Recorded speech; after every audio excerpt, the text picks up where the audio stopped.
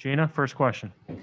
Hey, Buck, you mentioned before game one that you were more excited than nervous to be on this type of stage. When you've talked in the past about visualizing these moments, has the finals felt like that? Have you had those times where you're like, this is exactly what I imagined it would be like? Yeah, to be completely honest, I think the whole playoff experience, helped it tone it down a bit, because I feel like we've seen a lot of situations and different coverages, and we've been through it all through the regular season and stressing the details of the game. So I think we're prepared for this moment. Obviously Milwaukee is no slouch, and they make it tough on us, and they're always going to make it tough on us. But we've seen a lot as a team. After I think you started 2 for 10 and then got really hot, just what changed? Not what changed, but just maybe what unlocked for you that allowed you to really get it going? Say just slow it down a bit. Early in the game, just amped, excited, and I was shooting a few things long, rushing a few shots. So just getting back to fundamentals. Dave up front. Devin, those 3 threes you hit in the fourth, Chris said this is something that you work on, you envision. Monty said you don't run for the moment. Jay said, hey, if you did run for the moment, we wouldn't be here, because you've done this throughout this playoff run. What allowed you to get open to hit those, or maybe you even weren't open? What allowed you to hit them? It's just team basketball. I think a few of them are open, and we prepare for these moments. Like you said, nobody's running from any action or any type of moment, like you guys are saying. And it's not just me. It's 1 through 5. It's like you said, setting my man up, DeAndre hitting the screen, Chris causing enough attention to get me open. So it's all the collective group. It's team basketball, and that's why I feel like we've been successful for most of the year. Mark on your right. Hey, Devin. No, obviously you're young, but Monty was marveling how it doesn't really seem like there's ever a moment where you're tired. What do you think goes into being able to just play at that high motor from start to finish consistently? It's preparation, taking care of your body. There's a whole list of it, but I think the adrenaline and me and Mikal, we're some young guys. We're we're young and getting it and trying to get after it. So I don't feel tired, for real. On that note, are there any things over the years that you took from Kobe or Chris or any other veterans as far as things that go into kind of maximizing your health and all that? Everything. I take bits and pieces from all my mentors, and preparation with diet, strength training, just making sure your body can withhold these moments. And during the regular season, we're still working. Even after we win a game next day in practice, we're in there getting right, making sure our bodies are right. And it's not just myself, it's everybody on this team. Mark over here. For both of you guys, how do you balance what you guys have done and being 2 wins away to where we are about to just go on the road after we held court? Like, how do you look at your situation right now? You just got to treat it like it's game 1. We talk about it in the locker room, and our next game is the most important game. That's in the regular season, that's in the playoffs and the finals. No matter what, our next game is our most important game. So we just stay locked in, and we know we did what we're supposed to do here, and it's not over. And we just got to continue to keep doing what we're doing and playing our way. Is it hard not to get excited? I said before the series, I'm excited. I'm excited. Honestly, every day I wake up and get a chance to play, in the NBA, the league that I've been watching since a kid. So, I try to not lose sight of that.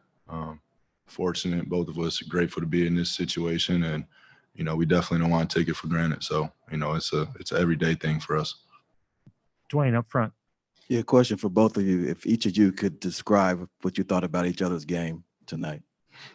I'll start. I'll start. Shoot. Man, just it's coming up huge, especially in that fourth. I told him that after the game, just timely shots. They come in, go to free throw line or hit a couple of threes. And they're making a little run, and every time Book hit a 3 or do something, and just you could just tell it just melt them down. Like, dang, like we was right there, and I'm just like, I'm amazed too. I'm running there trying to crash, maybe get old board. It's going in every single time. So I'm just running at this point. So it's just unbelievable. And he just, this is what he do, and he doesn't shy away from it. I'm going to go Kellen, then Brian. That was another part to that question. Sorry. Yeah. Let me get my love. For sure. Nah, he had it going. He takes a lot of pressure off everybody. And the most impressive part is he's always guarding the dynamic scorer on the other team.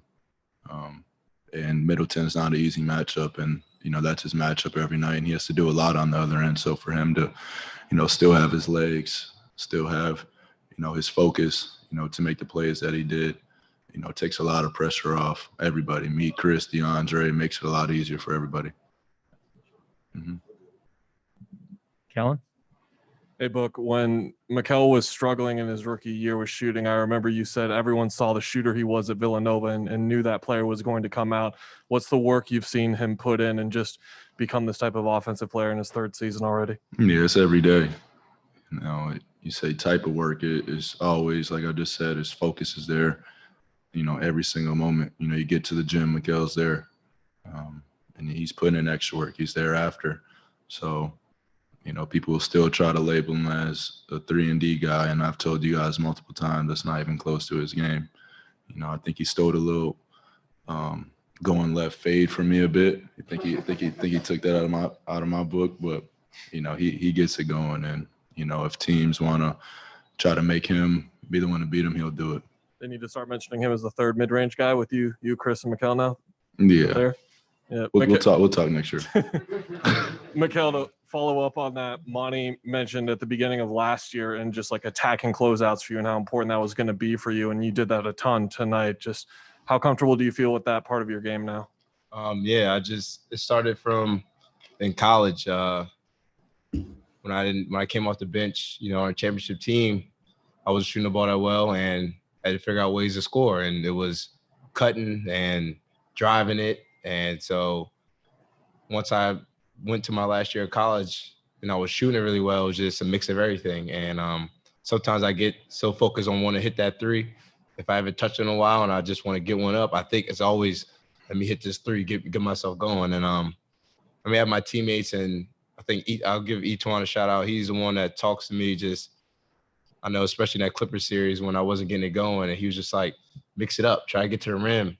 And I'm like, damn, that's what I was doing. And I just forgot I was trying to just hit a three. And once I started doing that, it just opens up my game, just playing off my jump shot and getting in the paint and, trying to have everything for sure. Thanks, guys. Brian on the right. I want to ask you guys about that play late in the first half where you all moved it around. And, how did you know to cut inside there? The ball was in the perimeter so long. Was that just an instinct thing? And, Chris was just talking about early in the season, I guess Monty telling you guys you were the worst starting unit or whatever. How do you go from that to just having the instincts that like you had in that play where it seemed like you're so connected? I'd say just chemistry, trust, believing in your brother, believing in your teammate. And we actually talked about that play right after the game, me and Mikal. He was like, I think that was the most pumped I've been after a play. I was like, me too, the same year. So, when you're playing like that, it's fun. It's fun. Everybody's touching it. You feel the energy of the ball when you get it. You want to make a play for somebody else, and something opens up always when, it's popping and moving like that. We'll go to Palmer for questions on Zoom. We're going to go to Jose Romero with the Arizona Republic. Hey, Mikal, just was there some motivation for you in, when you're hitting those shots, you hit a few from 3-point range and then another jumper later. You looked over at the Bucks bench, just a little glance, maybe a little gamesmanship or just something that motivates you when you were doing that? No, it's just fun. Just here, you're right in the corner, hit a couple corner threes right in front of their bench, and they just, playing basketball, trying to make me miss, and I just feel fun of it and just talking a little bit. But it's all friendly, all love, just having fun out there. Next is going to be Mark Schwartz with ESPN. Mikal, there's so much fun when the ball is moving the way it was at the end of the first half in that possession. But often in this game in the second half, the ball ended up in the hands of the guy to your right. What does it take to be that fearless in moments like that when Milwaukee is right on you coming back? Shoot, it's just easier for me. You know, we have a guy like Book that's going to go out there and take those shots and make them. You know, it's sometimes easy to take shots, but you know, it's not easy to make them all the time, especially in the fourth when you know they're making runs and stuff. So that's all the Book and how he was raised and how he works on his game. Just he's a go-getter. He's going to shoot it, and I know he will. Take last question in the back. Sometimes, you know, some of Monty's speeches, whether it's for a specific player or the team, kind of get, you know, a little bit of attention when they get cut into the broadcast. And I'm just curious from a player perspective, what's best for you guys in that moment when there's short huddles, and how do you feel like Monty has kind of handled that those periods of time? I mean, we trust him. You know, if he comes in the huddle, he's developed relationships with each and everybody in the huddle.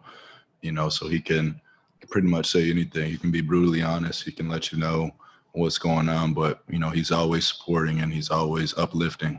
You know, that's just the type of guy he is. Whether you're in the huddle or you run into him in the hallway, whether it doesn't turn off, you know, that's what type of character he has. So, you know, that makes it a lot of fun to play for a man like that. And, you know, that those relationships, those personal relationships help him, you know, I think control the culture, control the environments that we're in. Thanks, guys. Appreciate it.